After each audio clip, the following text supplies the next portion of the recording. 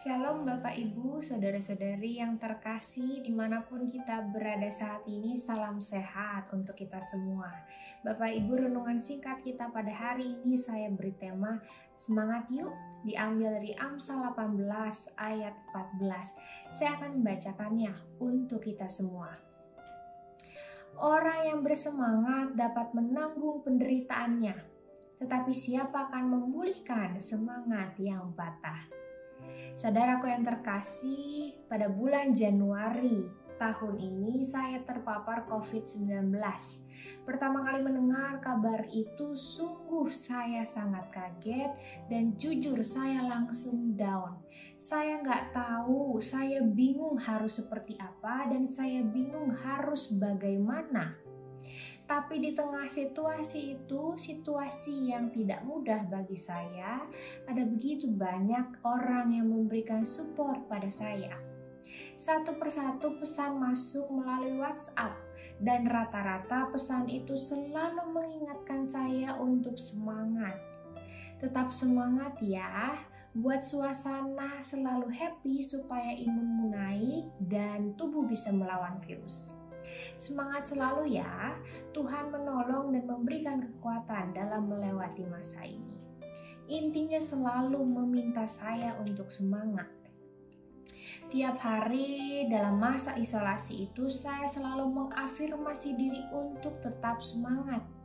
Apapun situasi yang dihadapi, apapun gejala yang dialami dan sungguh sangat tidak enak, mual setiap hari, sakit kepala, demam, badan gak enak, batuk dan lain sebagainya, saya memaksa diri saya untuk tetap semangat. Tujuannya apa?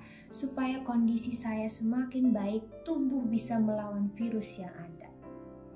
Pun saya mual, saya harus tetap semangat makan. Pun saya malas ngapa-ngapain, saya harus tetap semangat untuk bergerak, berjemur, dan lain sebagainya. Semangat memiliki dampak yang begitu besar di dalam proses pemulihan saya. Nggak kebayang kalau semangat itu sirna, kalau semangat itu tidak saya hidupi, maka hilang jugalah harapan untuk berjuang melawan masa yang sulit ini. Apa yang terjadi jika waktu itu mungkin saya berhenti untuk bersemangat? Maka kemungkinan besar saya akan malas berjuang dan berupaya untuk sembuh. Imun tidak naik, justru semakin drop. Dropnya imun membuat virus di dalam tubuh makin menguasai tubuh kita. Dan ada begitu banyak kemungkinan buruk yang bisa saja terjadi. Dari pengalaman ini kita dapat belajar bahwa daya semangat memiliki peran yang sangat penting dalam kehidupan kita. Dan betapa berbahayanya jika kita hidup tanpa semangat itu. Bapak Ibu, demikianlah juga yang disampaikan oleh Salomo dalam bacaan kita hari ini. Dikatakan dengan jelas dalam Amsal 18 ayat 14, orang yang bersemangat dapat menanggung penderitaannya. Orang yang bersemangat di sini adalah orang yang memiliki hasrat untuk berjuang sekalipun kondisinya sulit. Orang yang bergairah untuk hidup sekalipun penderitaan-penderitaan itu datang silih berganti. Orang yang tetap berpengharapan sekalipun kesusahan seolah menekan kita.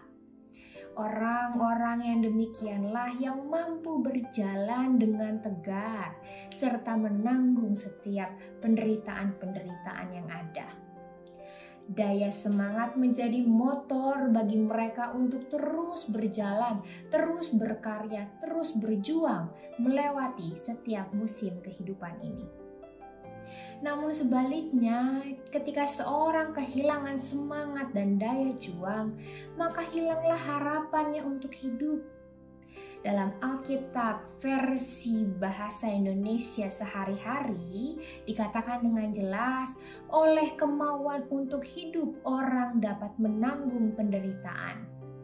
Hilang kemauan itu, hilang juga segala harapan. Pertanyaannya, kapan sih seseorang dapat kehilangan semangat? Kapan sih seorang dapat kehilangan kemauan untuk hidup? Kemungkinan besar hal ini terjadi ketika seseorang mengalami sakit penyakit yang begitu lama, mengalami penderitaan yang bertubi-tubi, mengalami kesusahan dalam jangka waktu yang lama, serta mengalami persoalan-persoalan hidup yang menyulitkan. Hal-hal itulah yang mampu membuat seseorang menjadi apatis terhadap hidupnya. Ia menjadi seorang yang kehilangan daya semangat dan harapan. Ketika penderitaan hidup datang, ia tidak akan mampu bertahan sebab semangat dan daya juangnya telah patah.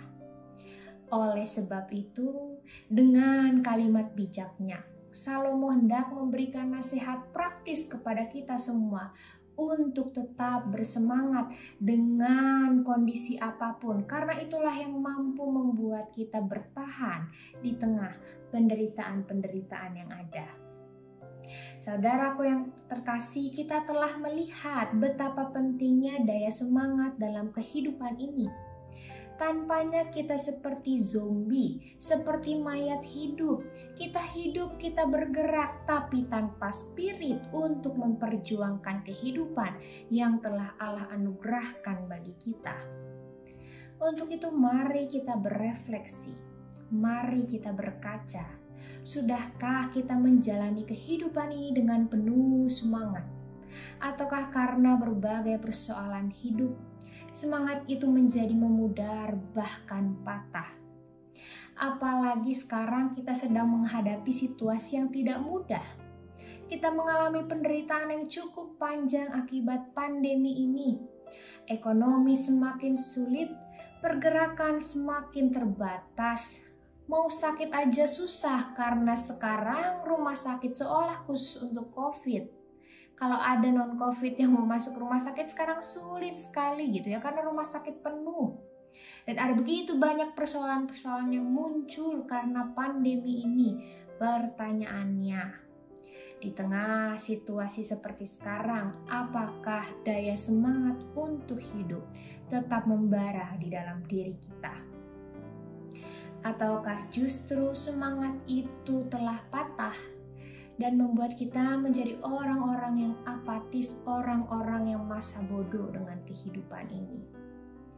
Hati-hati, jangan sampai hal itu terjadi pada kita semua. Marilah kita terus mengupayakan dan memelihara semangat itu. Dengan demikian, ketika kita berjumpa dengan berbagai persoalan, kita akan mampu bertahan dan menanggungnya. Lalu bagaimana caranya agar saya tetap semangat dengan situasi yang berat ini? Jangan khawatir, kita tidak mengupayakannya sendiri. Ada Allah yang berjuang bersama-sama dengan kita. Allah lah yang menjadi sumber kekuatan yang menolong kita untuk hidup di dalam semangat. Untuk itu, hiduplah dekat dengannya setiap hari, agar kita selalu dimampukan untuk menjalani hidup di dalam semangat. Serta ingatlah bahwa dalam segala kondisi di hidup ini, Allah selalu menemani kita. Itulah yang menjadi kekuatan yang memberikan semangat bagi kita untuk terus berjalan, untuk terus berjuang, untuk terus mengupayakan kehidupan yang baik di tengah dunia ini. Selamat melanjutkan kehidupan dan semangat memperjuangkannya. Tuhan Yesus menolong dan memampukan kita semua. Amin.